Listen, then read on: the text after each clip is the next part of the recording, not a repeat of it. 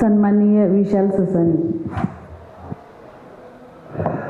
सन्माननीय महापौर, सन्माननीय उपमहापौर, आयुक्त, सभागृहात नेते, विरोधी पक्षनेते, सदस्य, पत्रकार वर्ग, प्रेक्षक. माननीय महापौर, जो सागरजींनी प्रस्ताव मांडला आहे तो खरंच चांगला आहे, कारण की आमच्या जुईनगर विभागामध्ये ते जास्त प्रमाणात ते आढळलं जातं.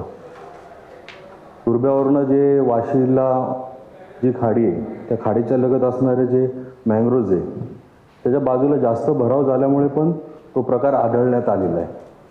त्यानंतर जी खाडी जाते त्या खाडीमध्ये केमिकल सोडलं जातं, त्याचं ते बाष्प होऊन पण ते पण तयार होतं. म्हणजे ह्या सगळ्या गोष्टी होत असताना कुठंतरी कंस्ट्रक्शन चालू आहे, त्या कंस्ट्रक्शनचं डेब्रिज आणून टाकायचं. त्या डेब्रिजचं टाकत असताना ज्या पालिकाच्या ज्या कमिटी तिथं आहेत, म्हणजे भरारी पथक असतं याचं, ते कुठंतरी समतोल आहे का त्यांचा. आणि मगाशी नाथसाहेबांनी सांगितलं हात मिळवणी, याचाही कुठंतरी खुलासा झाला पाहिजे की हात मिळवणी म्हणजे काय. म्हणजे अधिकारी कुठंतरी कोणत्या ह्या गोष्टीला म्हणजे नवी मुंबईला बकास करण्याच्या मागे लागले आहेत असाही तो प्रश्न निर्माण झालेला आहे. याच्यासाठी ज्या मी गोष्टी सांगतो याच्यामध्ये काही ठिकाणी तर असं झालं आहे की जुईनगरच्या लगत जो शिरोण्यात येणारा नाला आहे त्या नाल्यामध्ये पण काही वेळी रक्ताच्या त्या म्हणजे घाणीचं प्रमाण म्हणजे जे जनावरांचं काय ते अवशेष पण सापडलेले आहेत. त्याच्यावर पण कारवाई त्यावेळी विभाग अधिकाऱ्यांनी केली नाही. म्हणजे कोविडच्या दरम्यान ती झालेली घटना, या सगळ्या गोष्टीला कोण कारणीभूत राहते.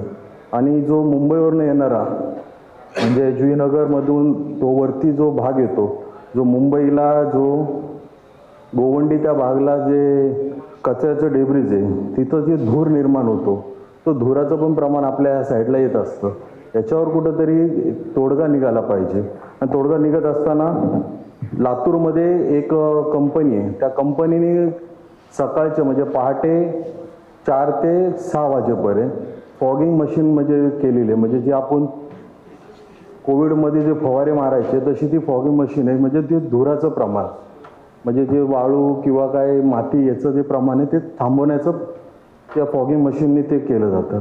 आमच्या इथं गणेश मैदान आहे साहेब, खरं त्या गणेश मैदानाला या, अशी ती मातीची डोळे की जे घरामध्ये जाते. आणि अधिकाऱ्यांना सांगितलं होतं, अधिकारी कधी काही लोकांच्या हट्टापायी ते कामही करत नाही. म्हणजे त्या धुळीपासून पण कुठंतरी ते अडचणीचे म्हणजे गोष्ट तयार होते.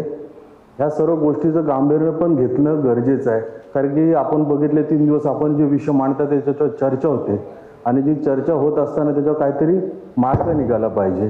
कुठं फक्त बोलायचं म्हणून, कुठंतरी साहेबांचा आशीर्वाद भेटला पाहिजे म्हणून चाललेली चर्चा न होता त्या चर्चेला कुठंतरी चांगलं गांभीर्य घेऊन त्या गोष्टीचं महत्त्व ठेवलं पाहिजे. आणि ते महत्त्व घेत असताना आता समजा मी काहीतरी बोललो म्हणून ससाने काहीतरी वार्डातला बोलला म्हणून कोणीतरी उठायचं आणि ससाने काहीतरी बोलते म्हणून बोलायचं म्हणून बोललं नाही पाहिजे. त्याचं गांभीर्य घेतलं पाहिजे. आम्ही मागील 5 वर्ष सभागृहात होत असताना त्यावेळी सुतार साहेब होते, सुधाकर साहेब होते, ते महापौर होते, सभागृह नेते होते, त्यावेळी चौगले साहेब विरोधी पक्षनेते होते. शिकाय भेटलं. आता ह्यावेळी अजून चांगलं काहीतरी शिकाय भेटन अशी अपेक्षा धरून आम्ही या 2 महिन्यात तेच बघतोय. त्यामुळं कुठंतरी एक ह्या गोष्टीला वास्तवता फुटते तर ती चांगल्या प्रकारे झाली पाहिजे. विरोधाला विरोध झालाच पाहिजे आणि चांगल्या गोष्टीला सहकार्य झालं पाहिजे. ही भूमिका घेऊन पक्षाच्या आम्ही तर मांडत असतो.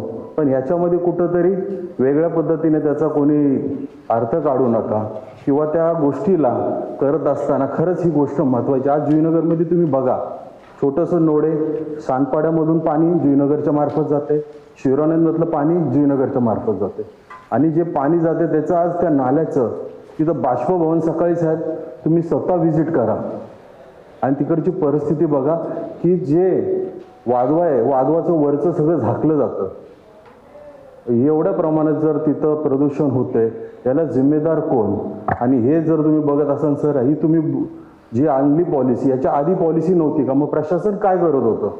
म्हणजे प्रशासन कुठंतरी साहेबांनी सांगितलं की हात मिळवणी, याचा काहीतरी अर्थ आम्हाला कळला पाहिजे. कारण सभागृहात ते मी पाहिलं त्या पुस्तकात हात मिळवणी हा शब्दचा अर्थ नाही भेटला मला, नाही तर तो मी शब्द घेऊन बोललो असतो. याच्यावर प्रशासनाने खुलासा करावा पाहिजे आणि संबंधित तिथं विभाग अधिकारी आहेत एवढ्या मोठ्या प्रमाणात तिथं डेब्रिज टाकले गेले, त्याच्यावर काय करण्यात आलं, ह्या सगळ्या गोष्टीचं कुठंतरी निष्कर्ष निघाला पाहिजे. आता डेब्रिज हा विषय नाही आहे, पण त्याच्यामुळे जे समुद्राचं म्हणजे खाडीचं, वाशीच्या खाडीचं जे पाणी येतं जातं, त्याच्यामध्ये ते जे प्रमाण पाहिजे ते प्रमाण झालेलं नाही आहे. आणि सोसायटीच्या ज्या टॅरेसच्या आहेत तिथं सगळं धुकीकरण, म्हणजे तुम्ही बोलले की जे लॅम्पला बघितल्यानंतर सगळं बाष्प दिसतं, ती बाष्प नाही आहे, ती प्रदूषण आहे. याच्यावर कुठंतरी योग्य पद्धतीने तोडगा काढला पाहिजे.